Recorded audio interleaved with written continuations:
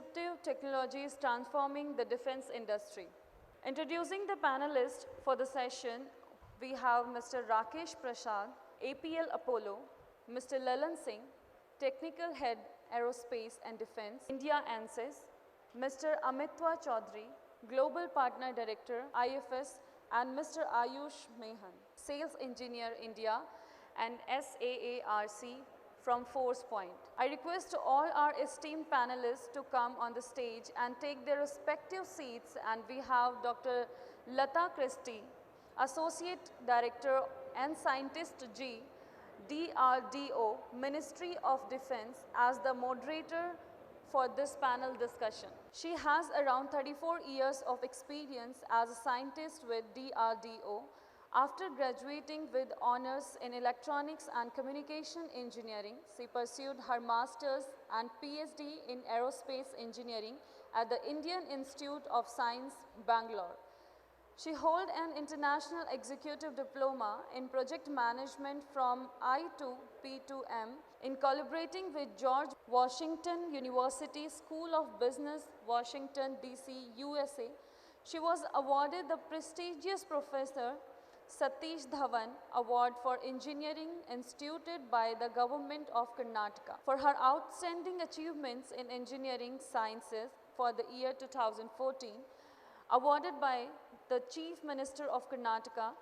Other awards include the AGNI Team Award for Excellence in Self-Reliance and the Best Technical Paper Awards for her papers. She has around 70 published papers in peer-reviewed journals and conferences. She has written 4 books, 2 technical books, a book on social issues, and a book on the interaction of science and religion. I would like to request everybody please come on the stage, all the panelists, for the panel discussion.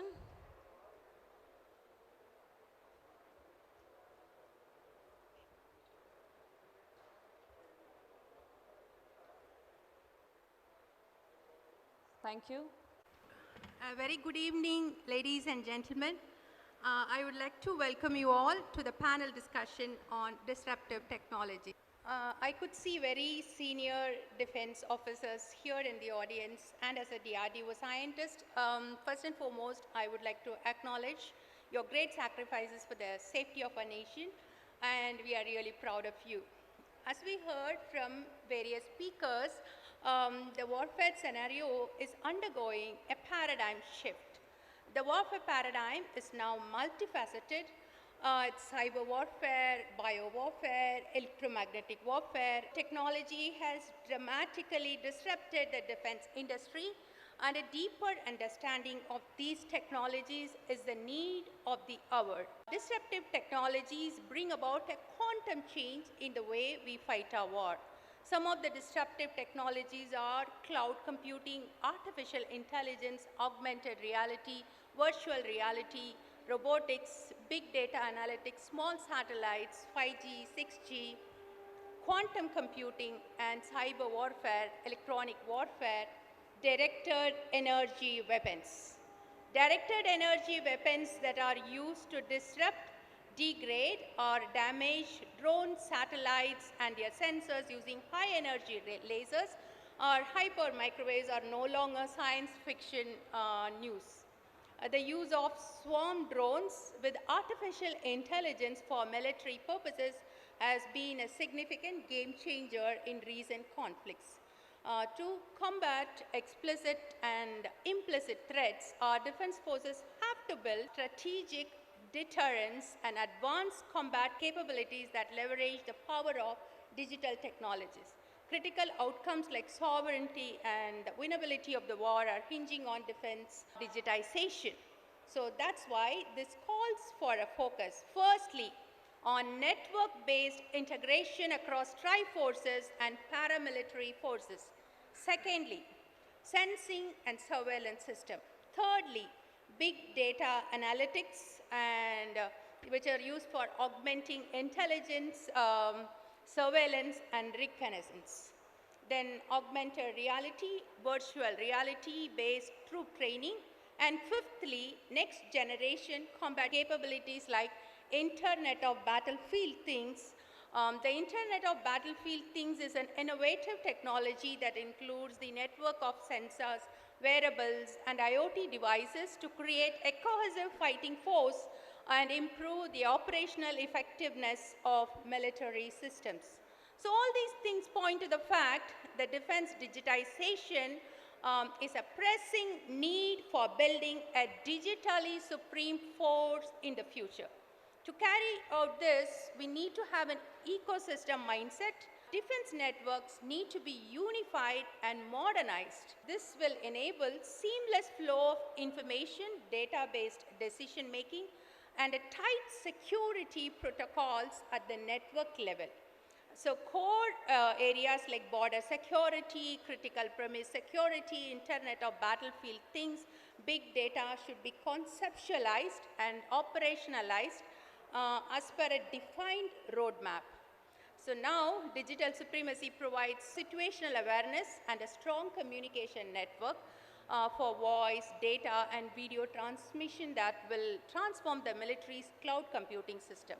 In 2017, President Putin stated that the nation that becomes the leader in artificial intelligence will be the ruler of the world. While artificial intelligence is already transforming defense platform designs and manufacturing, military logistics, and cybersecurity, it is in the decision-making domain where disruption has become most significant. Artificial intelligence will form the basis for future capability developments in defense.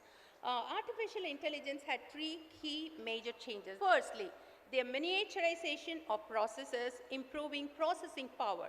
Secondly, the spread of mobile and connected devices favoring the generation of enormous quantities of data. And finally, the use of new forms of algorithms that takes advantage of leap forwards in machine language and in particular neural network enhanced capabilities. So for incorporating these key changes, next generation quantum computing is evolving at a phenomenal pace. Current spectacular breakthroughs in voice and face recognition, pattern recognition, and simulation that are heavily dependent on artificial intelligence is advancing phenomenally. Lastly, one of the most important building blocks of our digital economy and culture, the fifth generation of telecommunication networks, or 5G, is evolving rapidly. By 5G, we can achieve nearly universal ultra-high bandwidth and low latency, and through this real-time data collection analysis, 5G becomes the eyes and ears of artificial intelligence systems, pushing the internet to a next level. So we have been working on this buzzword for modern battle management, C4ISR. C4ISR stands for Command, Control, Communication, Computers, Intelligence, Surveillance, and Reconnaissance. So advanced C4ISR capabilities provide an advantage through situational awareness, knowledge of the adversary and environment, and shortening the time between sensing and response. That's very important. That is the OODA loop. How much we are able to shorten the time, that much we have the winning power. So a network-centric approach to warfare links all military asserts to each other and to decision makers via computers, radios, and data networks. So now a proper connection, why this is important? Because we have three domains. One is the information domain, cognitive domain, and physical domain. So now this interconnects all these three domains. Information domain with data, information, and a priori knowledge where the information resides. And then cognitive domain where perceptions, awareness, understanding, belief resides.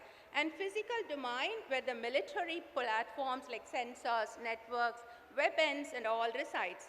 So now the battlefield information loop should consist of sensing from physical domain, information domain, and then the cognitive domain, and then back to the physical domain. So this is very important. And finally, I would like to present the challenges before going to the next. I would tell around 5 challenges for this: achieving interoperability, ensuring security and systems availability, evolving the military culture and business processes, handling the enormity of data, and time criticality. These are the 5 challenges. So experts believe that there is a pressing need to unify, fortify, and modernize India's defense networks with capabilities like jointness and interoperability of networks. Before putting forth my questions to the panelists, I would like to conclude that we need a strategic response to disruption at several levels. Since digital technology is reshaping the nature of combat and nature of business, defense companies need to transform nearly every aspect of how they operate in order to compete. Many companies are accustomed to a traditional model in which the Department of Defense sets requirements and the companies develop products to meet those requirements. That approach worked for decades, but no more. Today, every company attached to defense need to anticipate disruption and ideally disrupt themselves through new applications and technologies. Defense companies need to relentlessly embed new technologies into their products and services and into the ways that they bring new products into the market. They must develop a long vision and plan functions that allow them to plan ahead, project ahead to new kinds of problems and challenges that armed forces will face in the future. We have around 4 panelists, and all of them are from big companies, defense companies. So let me first put my first question to Lalan Singh. Lalan Singh is the technical head for aerospace and defense for India and Asian region at ANSYS. Lalan leads a team of experts supporting simulation activities for various aerospace systems. So the question I would like to put forward to Lalan is, see, you know that technology developments and innovations that are transforming the defense sector. So how would you anticipate that ANSYS could support these technology developments and innovations? Yeah, thank you, madam. The ANSYS is a purely software company. We don't really develop the hardware product. So ANSYS believes that we can empower the company who is making any product which they need to design, develop, manufacture and operate. ANSYS can really provide the value addition to those companies. In traditional process, design is developed using some either some existing best practices which has come from the ages which and the experience which that person designer gets through his knowledge and through his past experience on those fields. Today, ANSYS software allows the inexperienced person to design and develop that product much easier, faster, cheaper. The second thing, for any product, when you develop, now it has to perform as it is designed. Now to check this, you do a lot of tests.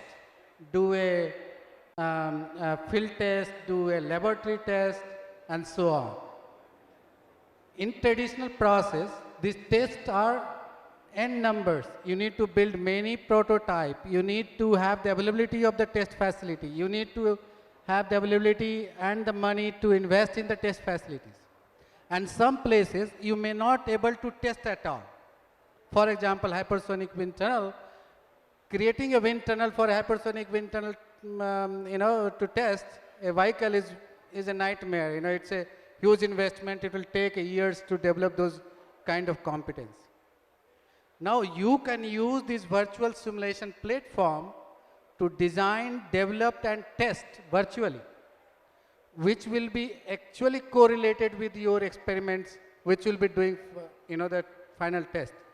Please note, I'm not saying that you can remove or eliminate the test. What I'm saying that you can complement the test which you are doing. The test which you were doing earlier for the same job, maybe 20 times, now you will be able to do the test 2 times and do the 50 tests virtually, which actually were never possible into the real test at all. So that's how we are really solving this new, technology where the experience is not there. Like for example, the 5G. We never had this 5G technology. So the challenges associated with the 5G technology cannot be solved using the experience. So you need to use these simulation techniques or experience, virtual technique to solve those class of problems which were never there, existed earlier, which was there today because of this technology. So that's, from my side, which chances is really providing the value addition. Yeah. Thank you so much. Thank you, Lalan Singh. And next question is for Rakesh Prasad. He is the General Manager, APL Apollo. And all of us know that we need to build smart military base. A smart military base is the integration of technological and process innovations that improve the performance, efficiency, and convenience of the managed assets and services on a military installation. Smart bases like smart cities connect our existing information technology solutions to a network of Internet of Things. So now, coming to his question, because you're working on steels and others, how would you contribute to this such smart military bases? Thank you, Tricon, and good evening to all the senior officials from Defense. So, before I answer your question, Dr. Latha, let me create a context.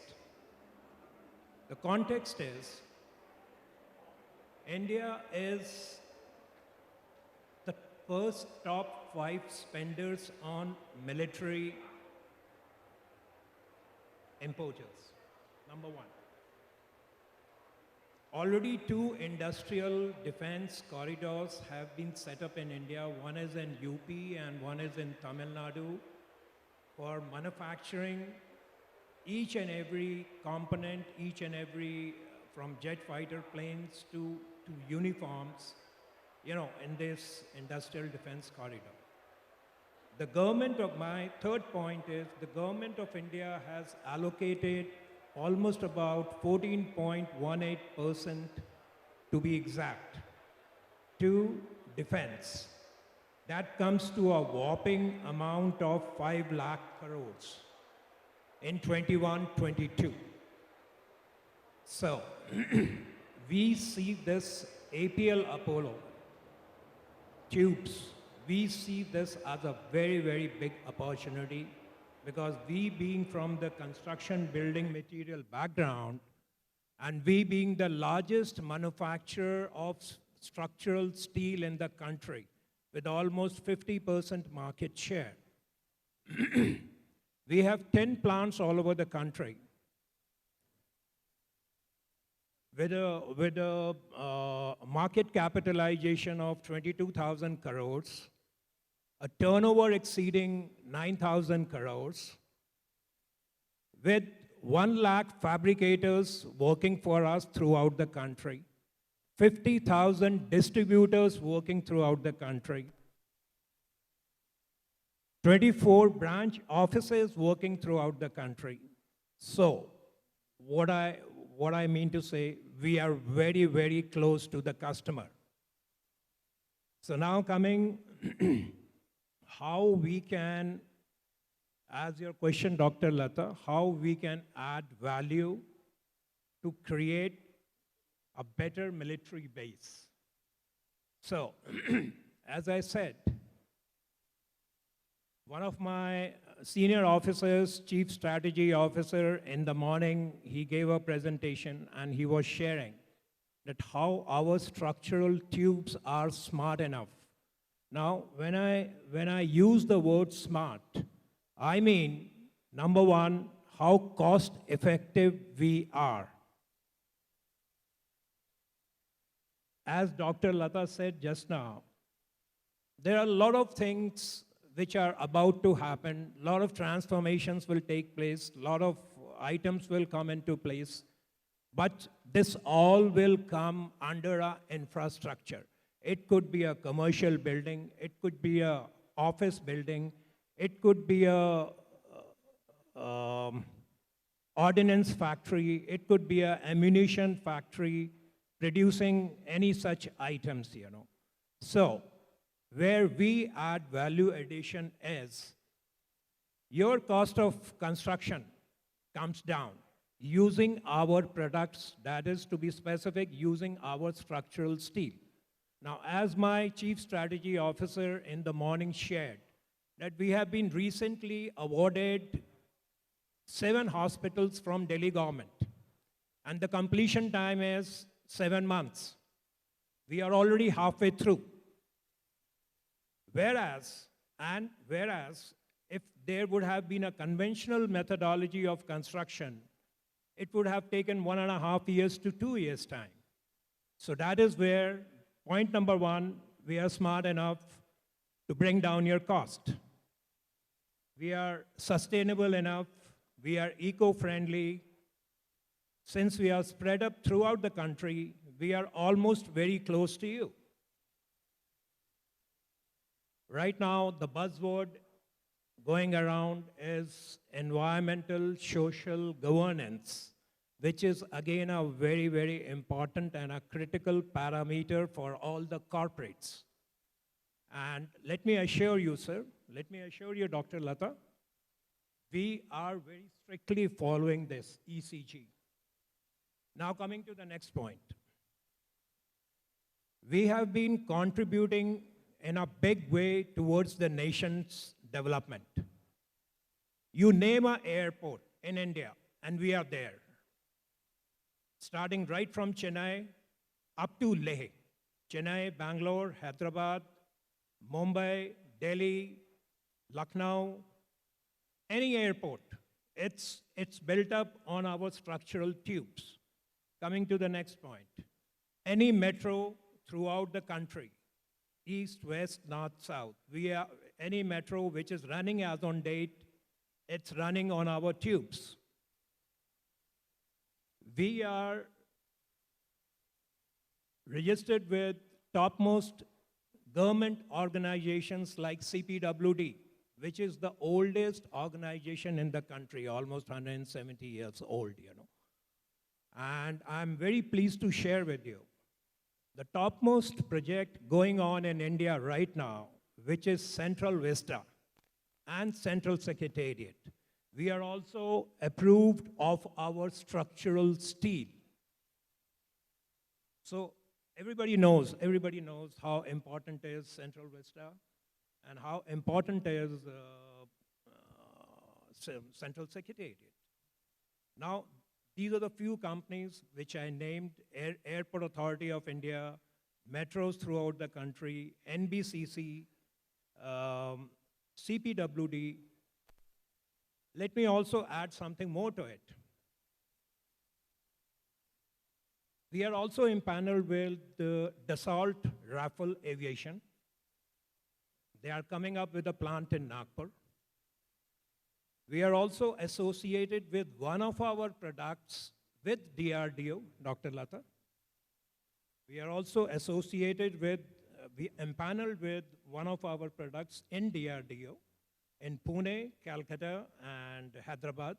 And my team is working to get the structural steel incorporated in your tender documents, because that is where you bring down your cost of construction by about 15%, which is not available with any other company, any other corporate houses in India. So,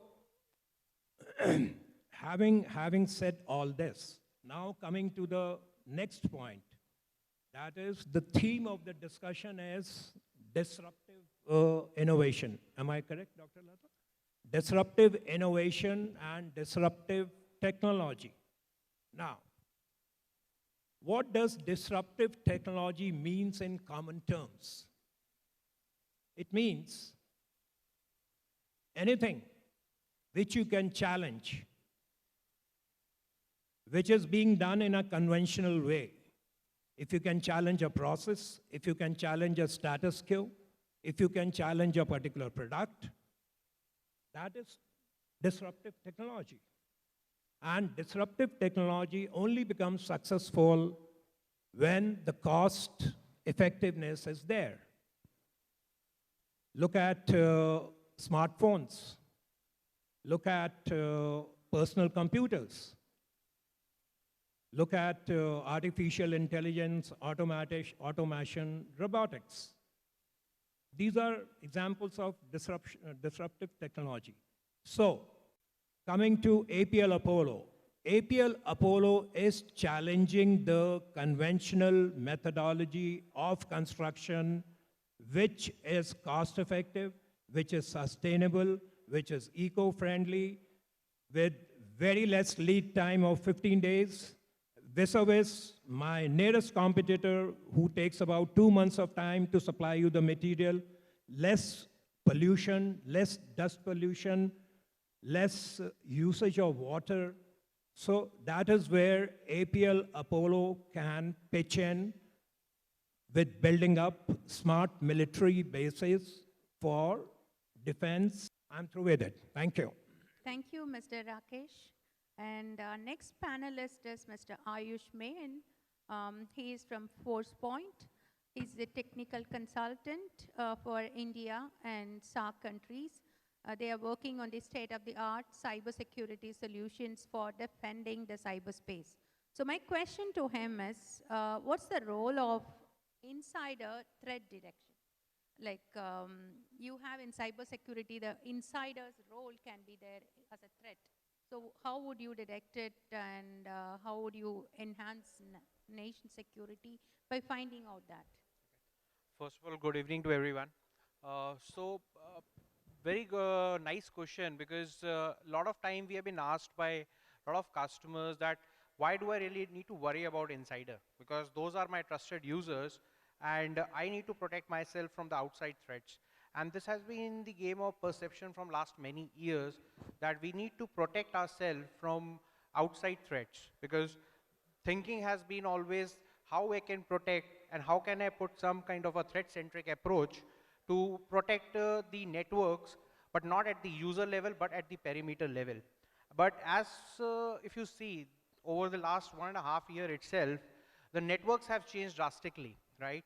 And if we are not monitoring the end user, what they are doing in their, on their laptops or the devices that they are using, it would be very hard to detect. One part is that detection of understanding what they are doing, and the another part is whether they are posing any kind of a threat or the risk to the users or the organization as a whole. It could be something like a user who is a good user today, but may turn out to be a rogue user, and we don't have any control or any visibility as to what that user is doing. And over the period of time, if you look back to last 10 years, most of the attacks, okay, some or the other way, I'll not name the attacks, but most of the cases you will understand, the role of insider was the most crucial, and it all started with an insider person who had the access to the things which were he should not be having privilege to access. And while he was working within the organization, and no one was bothered even what he is doing in, day out activities.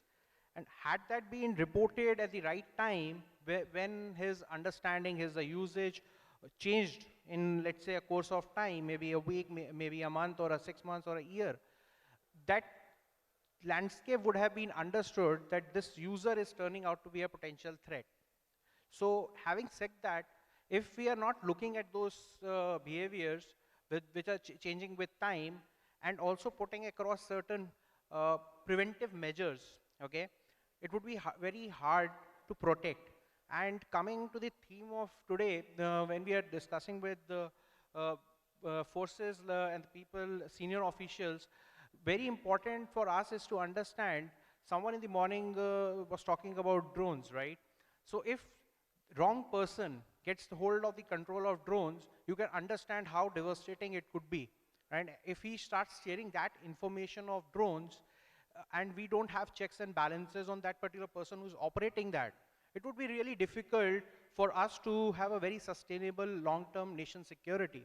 So I really feel that we as an industry and US customers and people who are taking care of this country overall for security standpoint should understand the role of insider threat and put preventive measures, trust everyone, but have technologies which do not trust that person and always puts in challenges to make sure that the user is still a valid user and should be a privileged user to access certain things.